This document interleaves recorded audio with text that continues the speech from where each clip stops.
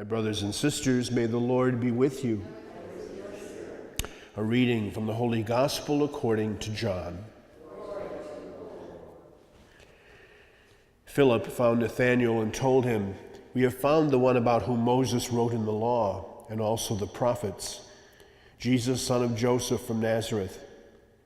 But Nathanael said to him, "Can anything good come from Nazareth?"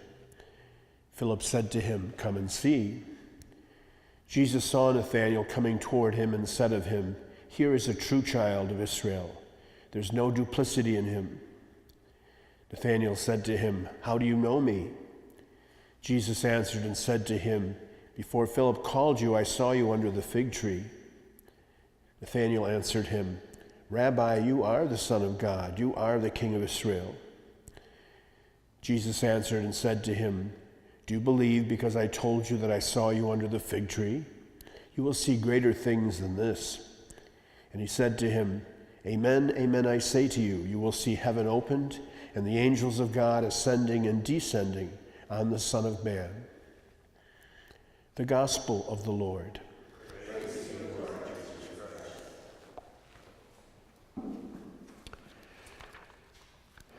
The synoptic accounts speak of Bartholomew as the companion of Philip, and he's always linked and connected with Philip. In John, we hear not of Bartholomew, but Nathanael, and scholars looking at it have come to the conclusion that essentially it is the same person, but for whatever reason, they're known by a different name. And particularly today, we heard from the account of John because it specifically is this dialogue between Jesus and Bartholomew or Nathanael. We find that this individual initially, when he's invited by Philip to come to see, has the same kind of conclusions that keep cropping up over and over again in the gospel story. There's always this expectation that the Messiah, the one who will come to save them, will fulfill a certain kind of role and be a certain type of person. And so Nathanael ends up having the same kind of feeling. When he hears he's from Nazareth, all he can think of is this small backlash town, and there's very few people there, and how could the Messiah ever come from a place like that? The assumption would be he'd be from Jerusalem or some major city where he would be able to get the resources he needed to help bring about the victory. And so Nathanael initially is also filled with the same level of disbelief that shows itself every so often in the experience of all the apostles. And it is when Jesus says to him that he saw him under the fig tree that there's this kind of massive revelation. He goes right to the point and says, "You are the Son of God, you are the King of Israel."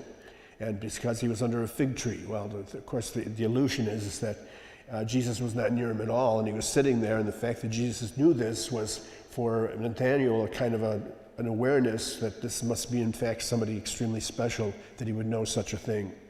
And Jesus, of course, moves him to the next stage and suggests to him that this is nothing in comparison to what ultimately will happen if you end up following me in the kingdom.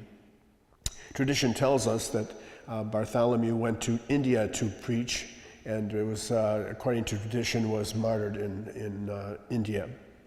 Today, then, as we recall this specific apostle, one of the secondary ones, if you will, we don't hear that much about him. It's much more Peter, James, and John that seem to take the pre-seats, the important seats.